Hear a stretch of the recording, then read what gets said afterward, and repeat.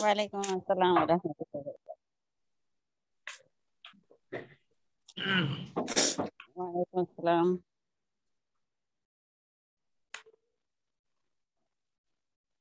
آج عیادت اور تعزیت کے آداب کے سلسلے میں گفتگو کرنا چاہتا ہوں، کیونکہ کچھ بہنوں نے یہ کہا تھا کہ عیادت اور تعزیت کے آداب بتا دیجیے گا۔ عیادت کہتے ہیں کسی مریض اور بیمار کی مزاج پرسی اور حال احوال دریافت کرنے کی غرض سے جانے کو عیادت کہتے ہیں، اور تعزیت کہتے ہیں کسی مسلمان بھائی کے انتقال پر اسی دن یا کچھ دنوں کے بعد دو دنوں کے بعد میت کے رشتہ داروں کے غم میں حصے دار بننے کے لیے، غم میں شریک ہونے اور تسلی اور دلاسا دینے کے لیے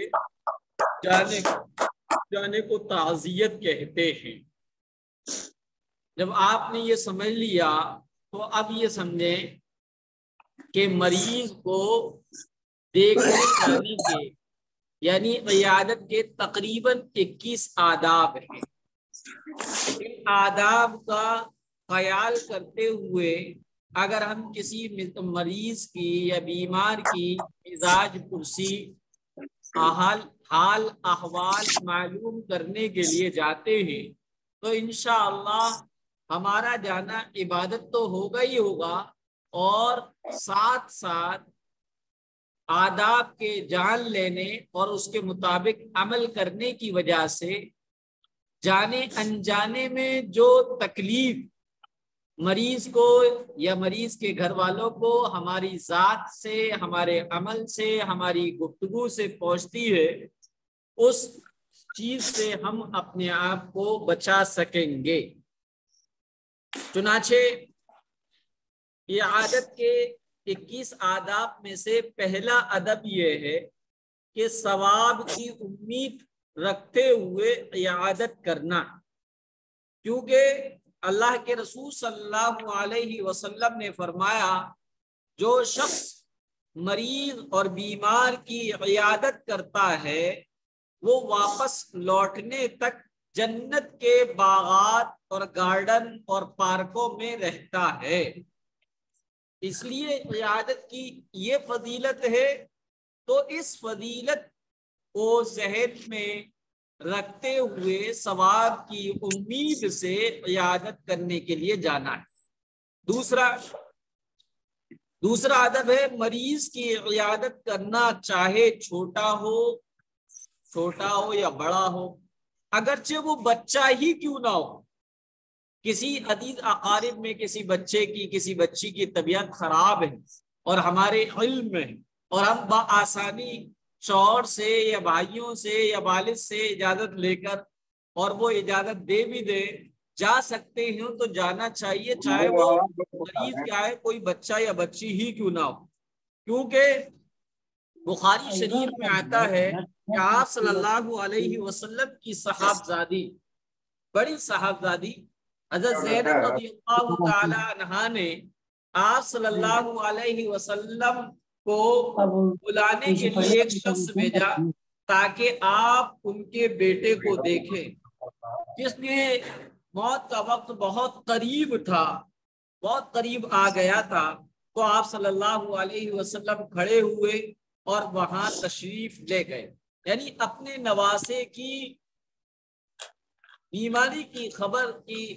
اور اطلاع پا کر پیارے آقا حضرت محمد مصطفیٰ صلی اللہ علیہ وسلم اپنے نواسے کی عیادت اور مزاج پرسی حال احوال دریافت کرنے کے لیے گئے، جس سے یہ پتہ چلا کہ چھوٹا بچہ بھی اگر بیمار ہو تو عیادت کرنا چاہیے۔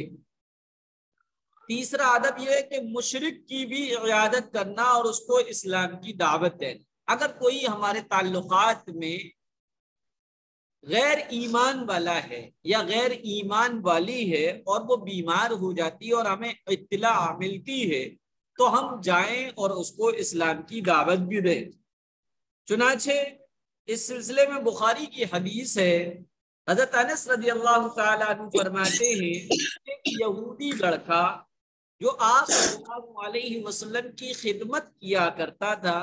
بیمار ہو گیا تو آپ صلی اللہ علیہ وسلم اس کی عیادت کے لیے تشریف لے گئے اور اس سے فرمایا اسلام لے آ، تو وہ اسلام لے آیا۔ چوتھا ادب یہ مریض بے ہوش ہو تب بھی اس کی عیادت کرنا چاہیے، بیمار پیشنٹ ایمرجنسی میں ہو یا کیا کہتے ہیں اس کو وینٹیلیٹر پر ہو، ہوش و حواس میں بالکل بھی نہ ہو، تب بھی اس کی مزاج پرسی کے لیے جا سکتے ہیں۔ یہ سمجھنا کہ وہ تو ہوش میں نہیں ہے، اب ان کو دیکھنے جانے سے کیا فائدہ، نہیں، بلکہ وہ ہوش و حواس میں نہ ہو تب بھی دیکھنے جائیں اور اس کی رشتہ داروں کو تسلی اور دلاسا دے کر آئے۔ چنانچہ اس سلسلے میں حدیث ہے، حضرت جابر رضی اللہ تعالیٰ عنہ فرماتے ہیں کہ آپ صلی اللہ علیہ وسلم اور حضرت ابو بکر میرے پاس آئے تو مجھ پر بے ہوشی طاری تھی، تو آپ صلی اللہ علیہ وسلم نے وضو فرمایا، پھر اپنا بچا ہوا پانی میرے اوپر بہایا۔ لہذا اس سے پتہ چلا کہ بے ہوش اگر مریض بے ہوش ہو تب بھی اس کی عیادت کے لیے جایا جائے۔ اسی طریقے سے اگر مریض کو تکلیف نہ ہو بلکہ خوشی ہوتی ہو تو بار بار مریض کی عیادت کرنا بھی یہ عیادت کے آدابوں میں سے ایک ادب ہے۔ چنانچہ بخاری کی حدیث ہے، حضرت عائشہ رضی اللہ تعالی عنہا فرماتی ہے جب غزوہ خندق میں حضرت سعد زخمی ہوئے تو آپ صلی اللہ علیہ وسلم نے مسجد میں خیمہ لگوایا، خیمہ کہتے ہیں تمبو کو، یا کپڑے اپڑے پردے وردے کا جو روم نما سے جو بنا لیا جاتا ہے اسے خیمہ کہتے، تو مسجد نبی میں خیمہ اور تمبو لگوایا تھا تاکہ قریب ہی سے عیادت کر سکے، یعنی بار بار عیادت کے لیے آمد و رفت میں پریشانی نہ ہو۔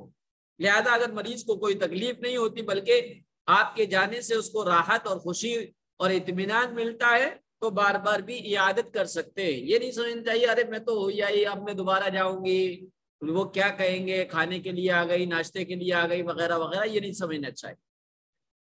چھٹا ادب یہ ہے کہ مناسب وقت میں عیادت کے لیے جانا، وقت مناسب ہو، ایسا نہیں کہ آرام کے ٹائم ہی چلے گئے، گھر والوں کے آرام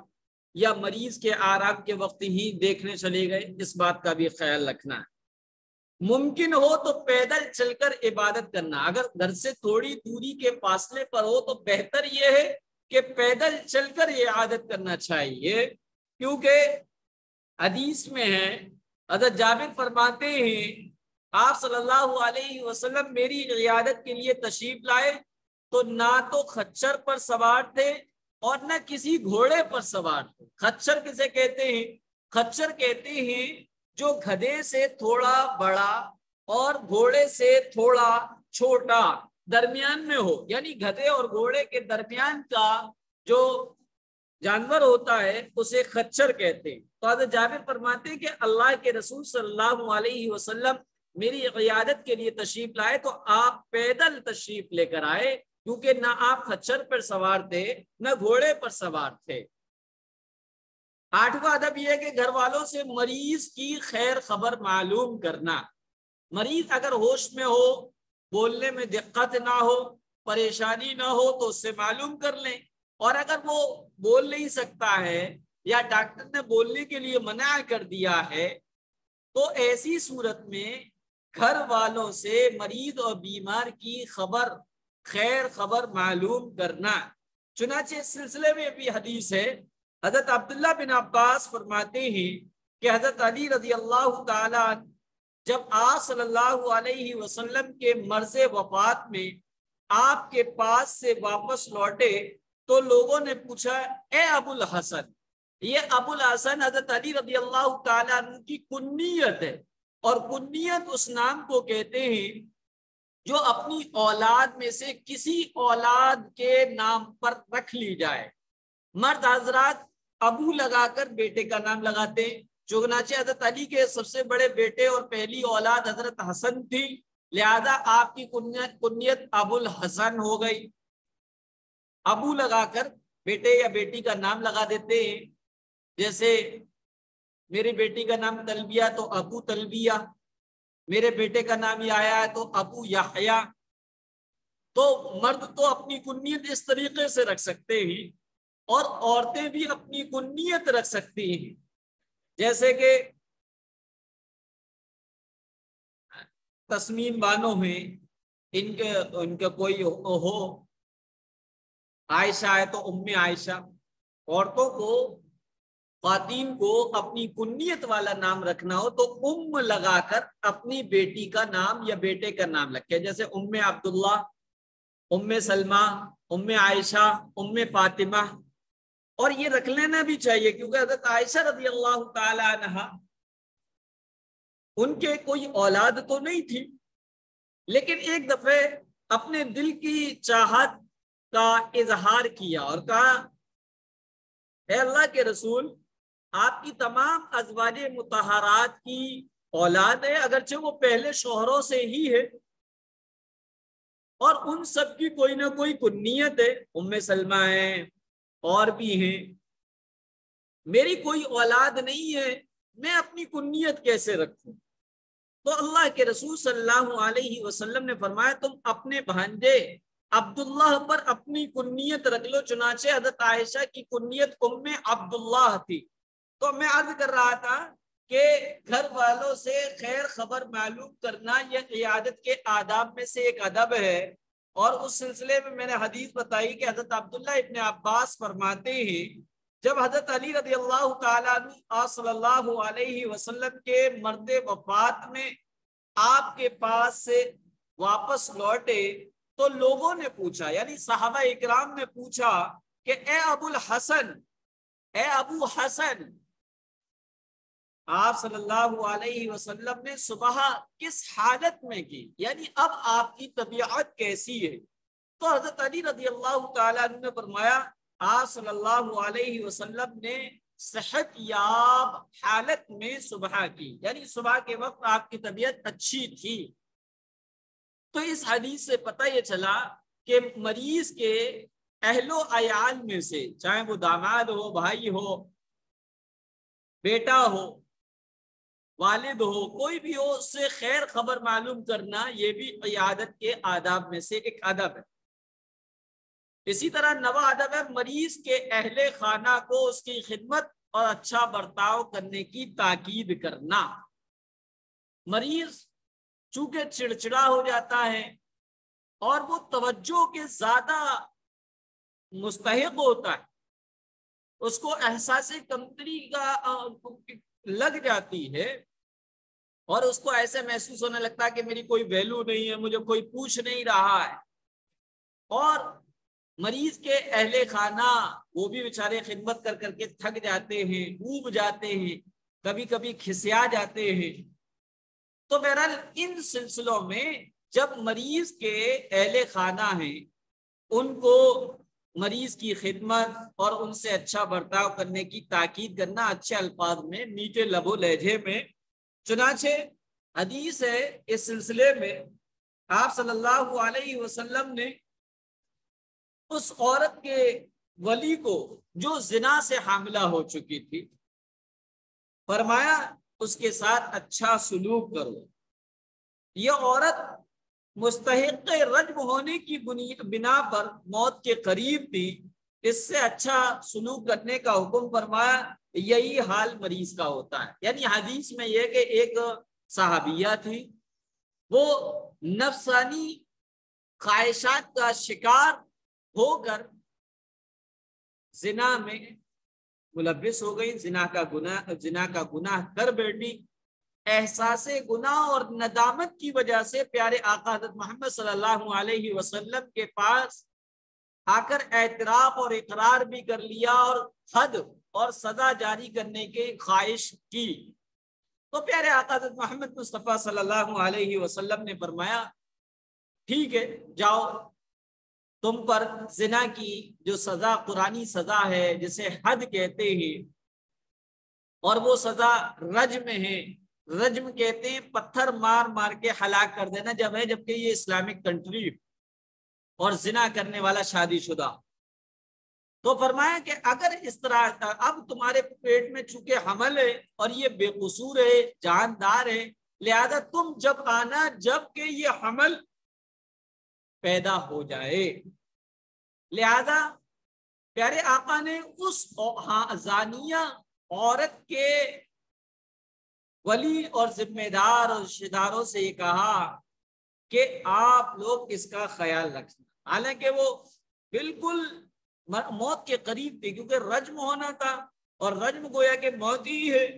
تو گویا کہ جو موت کے قریب ہے اس سے اچھا سلوک کرنے کی ترغیب اللہ کے رسول اس کے اہل خانہ کو دے رہے ہیں۔ تو اس سے یہ بھی ثابت ہوا کہ بیمار کے اہل خانہ کو اس کے ساتھ اچھا برتاؤ کرنے اور اس کی خدمت کرنے اور اس کے کڑوی کسیلی کو برداشت کرنے کی تاکید و نصیحت کرنا چاہیے۔ 10واں ادب یہ کہ مریض کے سرہانے بیٹھنا، اگر بیڈ پہ یا چارپائی پہ جگہ ہو تو اس کے سرہانے بیٹھ جائیں، اگر بیڈ پہ اور چارپائی پہ جگہ نہیں ہے تو چیئر یا اسٹول وغیرہ لے کر اس کے سرہانے بیٹھا جائے۔ چنانچہ اس سلسلے میں اللہ کے رسول صلی اللہ علیہ وسلم کی حدیث ہے بخاری میں، حضرت انس رضی اللہ تعالیٰ عنہ فرماتے ہیں ایک یہودی غلام آپ صلی اللہ علیہ وسلم کی خدمت کیا کرتا تھا، چنانچہ جب وہ بیمار ہوا تو آپ صلی اللہ علیہ وسلم اس کی عیادت کے لیے تشریف لے گئے تو اس کے سرہانے بیٹھے، اور اگر کوئی بڑا ہے ادباً اس کے سرہانے نہیں بیٹھ سکتے تو پیچھے ہو کے بیٹھ جائیں۔ 11واں ادب یہ کہ مریض سے اس کی حالت پوچھنا ہے۔ آپ صلی اللہ علیہ وسلم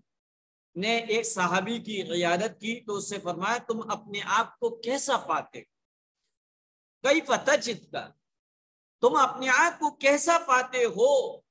یعنی کیسے حال احوال ہیں۔ اس حدیث سے پتہ چلا کہ مریض سے اس کی حالت پوچھی جائے، مریض کو مرض کا اجر و ثواب بتلانا، مریض بیمار ہو جائے تو یہ بھی بتایا جائے دیکھو بیماری جو ہے گناہوں کو دور کرنے کے لیے آتی ہے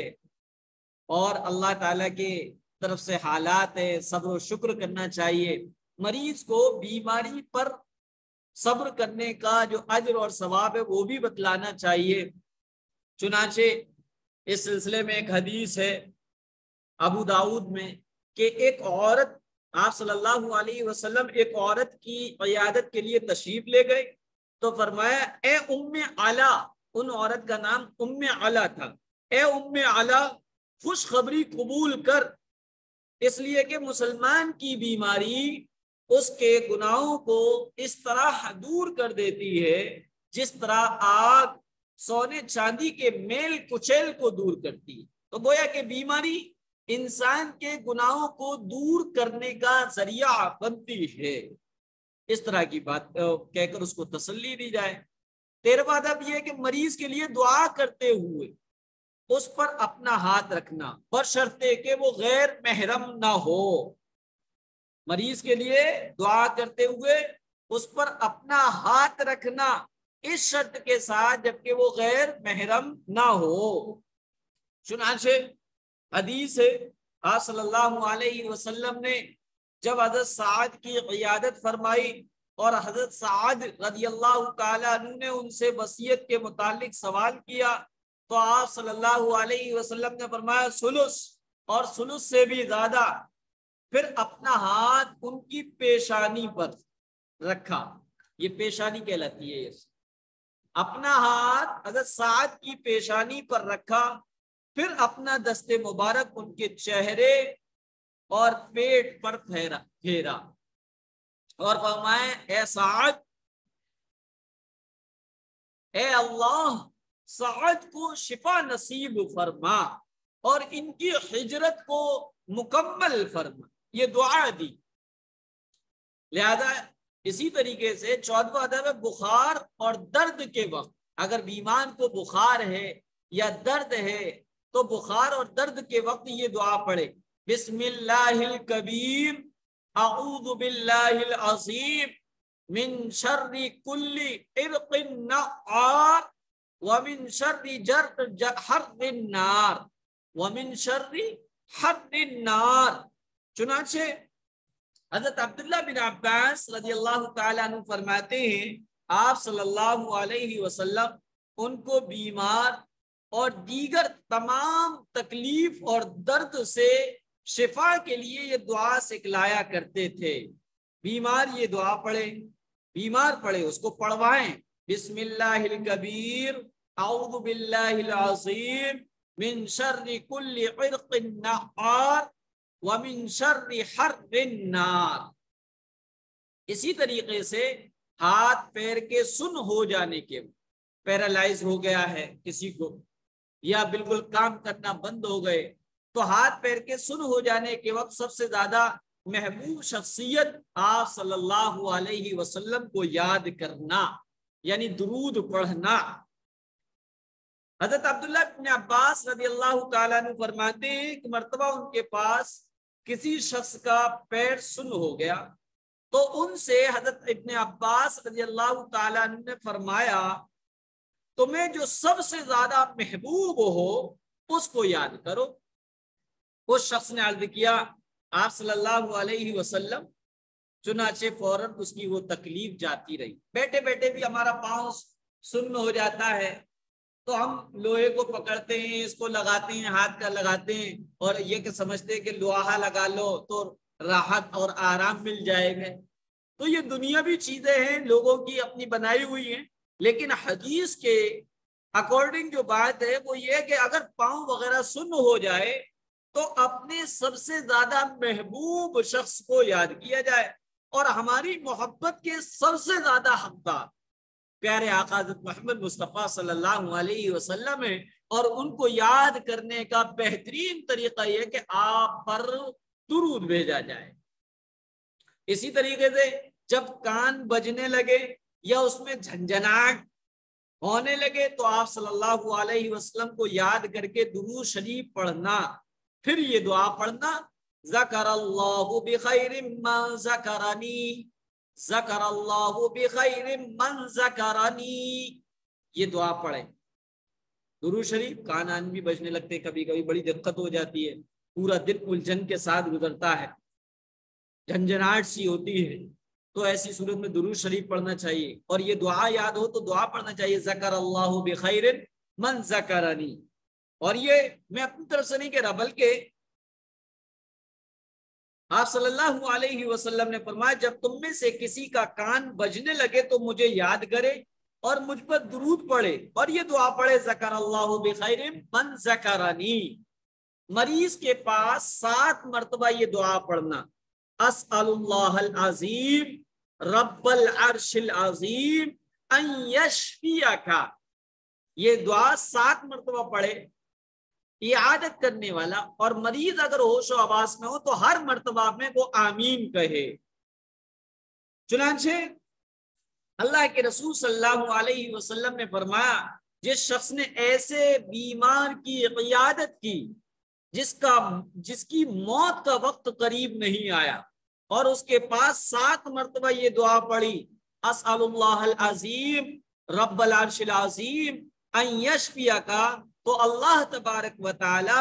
اس بیماری سے اسے شفا نصیب کرتے ہیں۔ دعا کا ترجمہ کیا ہے؟ میں عظیم رب سے سوال کرتی ہوں جو عظیم عرش کا مالک ہے کہ وہ تجھے شفا دے۔ یہ دعا اسی طریقے سے اعادت کے وقت بیمار کے سینے اور چہرے پر ہاتھ پھیرتے ہوئے یہ دعا پڑھنا، اذهب البأس رب الناس واشفی انت الشافی لا شفاء الا شفاؤک شفاء لا یغادر سقما۔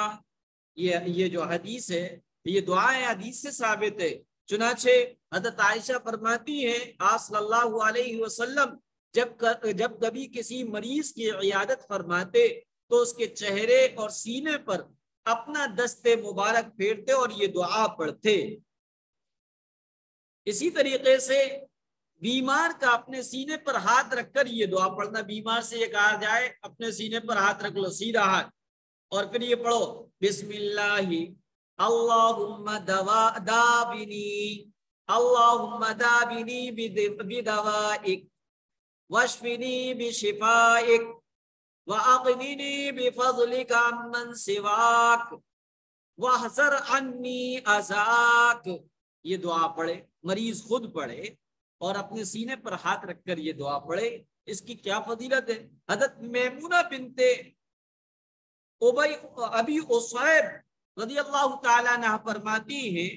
کہ بنی جرش کی ایک عورت اونٹ پر سوار ہو کر آپ صلی اللہ علیہ وسلم کی خدمت میں حاضر ہوئی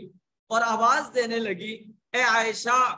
آپ صلی اللہ علیہ وسلم سے دعا کروا کر میری مدد فرما تاکہ مجھے تو سکون دلا سکے اور مجھے اطمینان ہو جائے۔ تو آپ صلی اللہ علیہ وسلم نے اس سے فرمایا، اپنے دائنے ہاتھ کو اپنے سینے پر پھیرتے ہوئے یہ دعا پڑھتی رہ، بسم اللہ اللہم دابنی بدوائک واشفنی بشفائک واغننی بفضلک عمن سواک واحذر عنی عذاک۔ یہ دعا وہ عورت کہتی ہے کہ میں نے اس دعا کو بہت عمدہ پایا، یعنی جیسی میں نے اس دعا کو پڑھا مجھے اللہ تبارک و تعالیٰ نے شفا عطا فرما دی۔ اسی طریقے سے مریض کو اللہ سے اچھی امید دلانا، جو مایوس ہو جائے، زندگی سے مایوس ہو جائے یا بالکل گھبرا رہا ہو، تو مریض کو اللہ سے اچھی امید دلانا بھی عیادت کے آداب میں سے ایک ادب ہے۔ حضرت عبداللہ بن مسعود رضی اللہ تعالیٰ عنہ فرماتے ہیں، آپ صلی اللہ علیہ وسلم کی عیادت کرتے ہوئے فرمایا، آپ کو بہت تیز بخار ہو رہا ہے اور یہ اس لیے کہ آپ کے لیے دوگنا اجر ہے،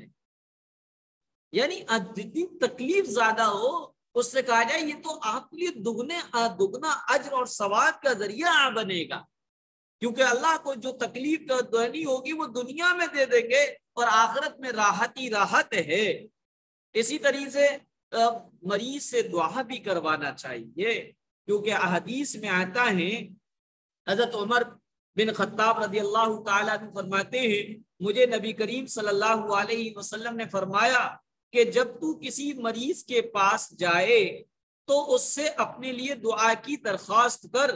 اس لیے کہ اس کی دعا تیرے لیے ایسی ہے جیسے ملائکہ یعنی فرشتوں کی دعا، اس قدر اہم ہے۔ مریض سے ہمدردی کا اظہار کرنا یہ 22واں ادب ہے۔ اسی طریقے سے مریض سے اس کے من پسند چیز کے بارے میں دریافت کرنا، اور اگر وہ مضر نہ ہو، ڈاکٹر نے اس کا پرہیز نہ بتایا ہو، تو اس کے کھانے کا انتظام کرنا۔ چنانچہ حضرت عبداللہ ابن عباس فرماتے ہیں، آپ صلی اللہ علیہ وسلم نے ایک شخص کی عادت کی تو اس سے پوچھا، تجھے کس چیز کی خواہش ہے؟ تو اس نے کہا، مجھے گیہوں کی روٹی کی خواہش ہو رہی ہے، میں گیہوں کی روٹی کھانا چاہتا ہوں۔ تو آپ صلی اللہ علیہ وسلم نے فرمایا، جس کسی کے پاس گیہوں کی روٹی ہو تو وہ اپنے بھائی کے پاس بھیج دے۔ پھر آپ صلی اللہ علیہ وسلم نے فرمایا، جب تمہارا بیمار کسی چیز کی خواہش کرے تو اسے وہ چیز کھلا دو۔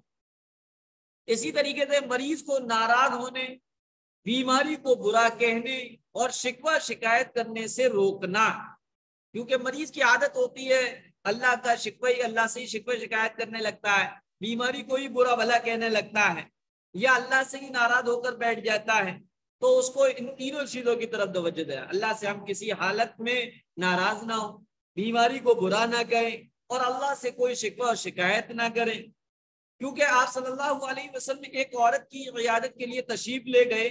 تو آپ صلی اللہ علیہ وسلم نے پوچھا، اے ام صائب، تجھے کیا ہو گیا کہ تو کانپ رہی ہے؟ تو کہنے لگی، بخار ہے، اللہ اس میں برکت نہ دے، اللہ بیڑا غرق کرے اور بخار کا ستیہ ناش ہو۔ تو آپ صلی اللہ علیہ وسلم نے فرمایا بخار کو برا مت کہو۔ اسی طریقے سے نیک صالح شخصیت عیادت کرنے والا، کوئی نیک شخص عیادت کرنے والا آیا ہے تو اپنے وضو کا بچا ہوا پانی مریض کے چہرے پر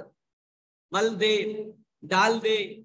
اس سے بھی صحت کا امکان ہے۔ چنانچہ حضرت جابر فرماتے ہیں آپ صلی اللہ علیہ وسلم میرے پاس تشریف لائے جبکہ میں بیمار تھا، تو آپ صلی اللہ علیہ وسلم نے وضو کیا اور وضو کا پانی مجھ پر چھڑکا یا پہنچا یا بہایا۔ مریض کو موت کی تمنا کرنے سے منع کرے، اور حدیث میں آتا لا تتمنوا الموت، موت کی تمنا نہ کرو، چاہے وہ صحت مند ہو چاہے مریض ہو، اور خاص طور میں مریض کو موت کا وہ تکلیف برداشت نہیں کر پاتا اس لیے موت کی تمنا کر بیٹھتا ہے یا کرتا ہے، تو اس کو منع پیارے آقا کی تمنا کرنے سے منع فرمایا ہے۔ چنانچہ آپ صلی اللہ علیہ وسلم نے اپنے چچا حضرت عباس کی جبکہ وہ بیمار تھے عیادت کی، تو حضرت عباس نے موت کی تمنا کی، تو آپ صلی اللہ علیہ وسلم نے فرمایا یا ام، اے چچا، موت کی لا تتمنوا الموت، موت کی تمنا نہ کیجیے گا۔ اسی طریقے سے 27واں ادب یہ زیادہ پوچھ تاچھ نہ کرنا کہ کہاں دکھلایا، ارے وہاں دکھلا دیں، وہاں سے تو مر جاتے ہیں، وہاں دکھلانا چاہیے، یہ کرنا چاہیے۔ مریض کو اور مریض کے گھر والوں کو سب کو پریشان کر کے آگے زیادہ پوچھ تاچھ کرنے پر یا زیادہ بات چیت کرنے پر مریض کی عیادت کے وقت اس کے پاس زیادہ دیر نہ رکنا ہو سکتا، وہ آرام کا خواہش مند ہو اور آپ کے بیٹھنے کی وجہ سے اس کو تکلف ہو رہا ہو، اس لیے بہت مختصر وقت بیٹھنا چاہیے۔ اگر اسپتال اور گھر میں موجود ہے، نامحرم تیمارداروں اور خدمت گاروں سے نگاہوں کی حفاظت کرنا، ہم گئے ہیں وہاں پر نامحرم مرد ہیں یا نامحرم خدمت کرنے والے ہیں تو ان سے اپنی نگاہوں کی حفاظت کرنا چاہیے، کیونکہ آپ صلی اللہ علیہ وسلم نے فرمایا عیادت اونٹنی کے دودھ دوہنے کے وقفے کے برابر کرنا چاہیے، یعنی جتنی دیر میں اونٹنی کا دودھ دوہ لیا جائے اتنی ہی دیر کی عیادت کرنا چاہیے۔ بہرحال یہ عیادت کے وہ آداب تھے جو آپ کے سامنے ذکر کر دیے گئے۔ تعزیت کے آداب رہ گئے، وہ انشاءاللہ پھر کبھی میں آپ کو بتاؤں گا۔ کسی کو کچھ معلوم کرنا ہے تو معلوم کر لیں۔